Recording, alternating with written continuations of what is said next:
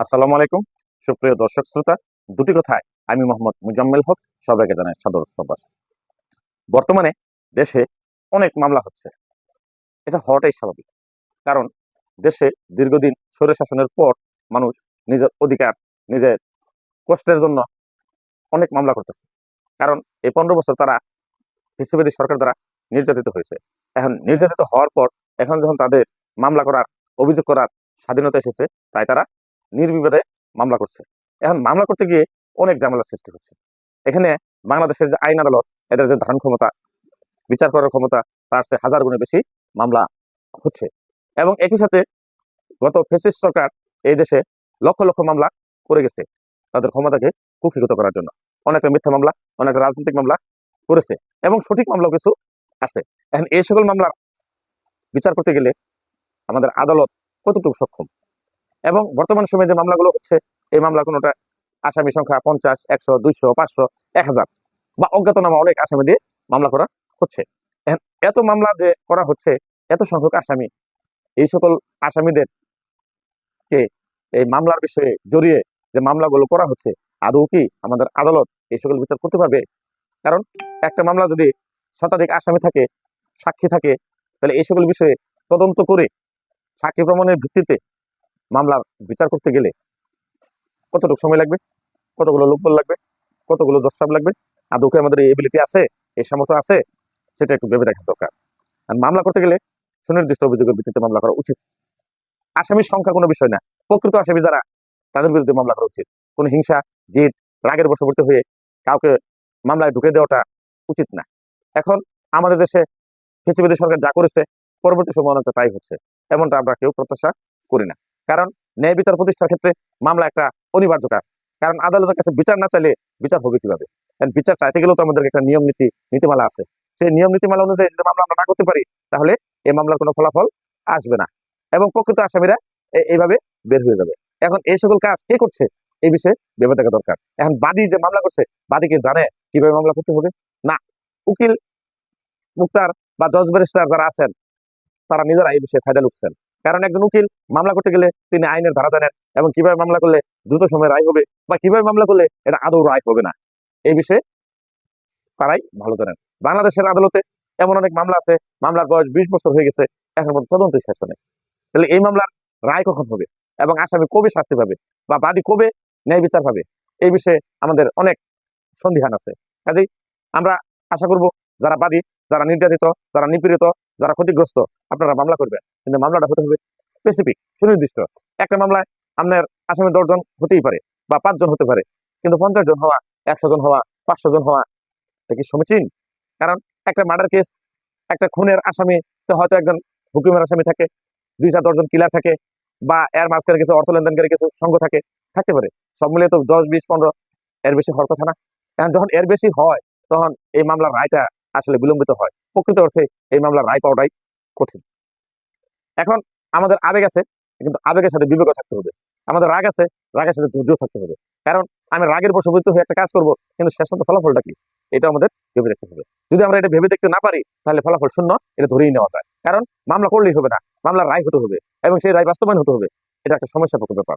কাজে আদালতের উপর হ্যাঁ অহেতুক বোঝা বৃদ্ধি করা আমাদের সমীচীন না। কাজে মামলা অনেক হবে, এতে কোনো সন্দেহ নাই, কিন্তু গত ফ্যাসিবাদী সরকারও লক্ষ লক্ষ মামলা করেছে।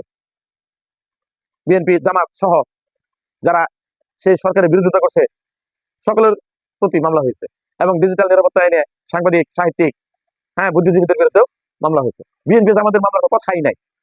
তো এখন এই যে বিষয়গুলো হয়েছে, সেই মামলারই এখনো পর্যন্ত কোনো রায় হয় নাই।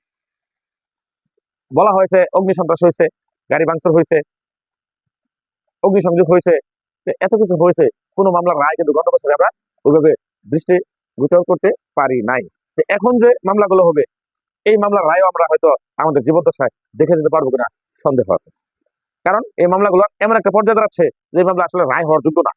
কাজেই যারা ভুক্তভোগী, যারা সমস্যাগ্রস্ত, যারা ক্ষতিগ্রস্ত, তারা যেন জেনে বুঝে সুনির্দিষ্টভাবে আসামি শনাক্ত করে মামলা করা উচিত।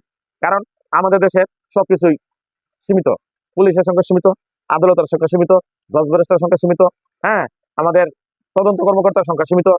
এই সীমিত পাল্লায় আমরা যদি অসীম কাজ করি তাহলে এটার ফল শূন্য হবে।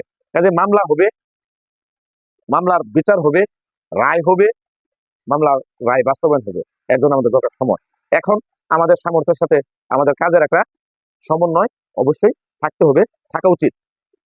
আমরা যেমন বাংলা সিনেমার কথা বলতে পারি, যেখানে দেখা যায় নায়ক এবং ভিলেন এদের মধ্যে একটা দ্বন্দ্ব থাকে।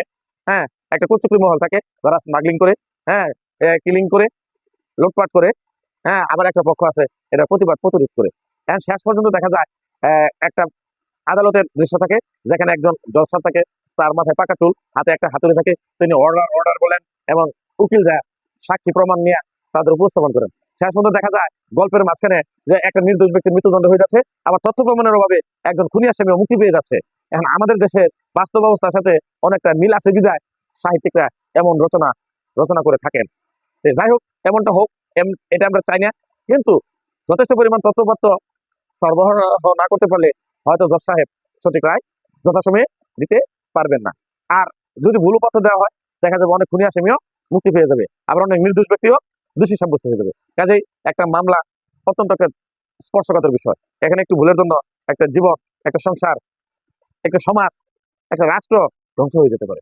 কাজেই আমাদের ক্ষেত্রে, আমাদের দেশের ক্ষেত্রে, আমাদের বিপর্যয়ের ক্ষেত্রে, আমাদের বিপ্লবের ক্ষেত্রে যে সকল বিষয় আছে, এই সকল বিষয়কে আমাদেরকে ভালোভাবে মূল্যায়নপূর্বক মামলা করতে হবে। এবং এলোমেলো মামলা করাটা আমাদের জন্য কোনো ক্রমেই ভালো হবে না। কাজেই যারা ক্ষতিগ্রস্ত, এটা একটু বিবেচনা করুন। আপনি অযথায় মামলার পরিধি বৃদ্ধি না করে আপনি সুনির্দিষ্টভাবে মামলা করুন। এবং আমাদের যারা কর্মকর্তা এবং কর্মচারী আছেন তারাও এই বিষয়ে একটু সাবধান হন। কাজেই উকিল সাহেব মামলা করতে যান, উনি প্রধান পরামর্শক একটা মামলা বিষয়ে, তিনি যদি একটু সচেতন হন যে আমার ব্যক্তিগত ব্যবসায় বড় কথা নয়, একটা মামলার সঠিক রায় হওয়াটাই বড় কথা। কাজেই সুনির্দিষ্টভাবে আসামি শনাক্ত করে বা নির্দিষ্ট সংখ্যক আসামির জন্য আপনারা মামলা করেন। একটা মামলার অনেকটা ধারা থাকে, অনেকটা বিষয় থাকে, যে বিষয়গুলা মামলার সাথে অত্যন্ত ওতপ্রোতভাবে জড়িত, সেই সকল বিষয় শনাক্ত করা অতীব জরুরি। এক্ষেত্রে সাংবাদিক মহল একটা বিশেষ ভূমিকা পালন করতে পারে। তারা সঠিক তথ্যপত্র, তাদের কাছে অনেক বিষয় থাকে, তারা সেই সেগুলো উপস্থাপন করতে পারেন।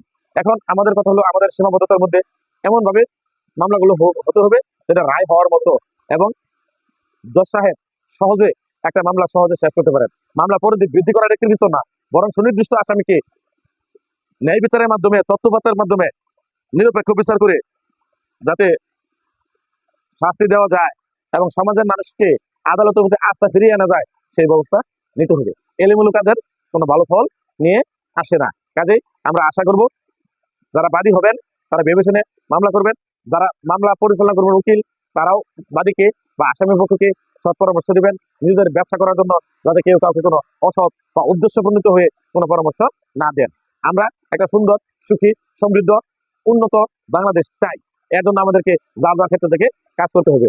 আশা করি বাংলার জনগণ, বাংলার দেশপ্রেমিক কর্মকর্তা কর্মচারীগণ স্ব ক্ষেত্রে এই ভূমিকা পালন করবেন। আমরা সকলেই দেশকে ভালোবাসবো, দেশের কল্যাণে কাজ করব, এই প্রত্যাশা রেখে দুটি কথা এখানে শেষ করছি। আসসালামু আলাইকুম।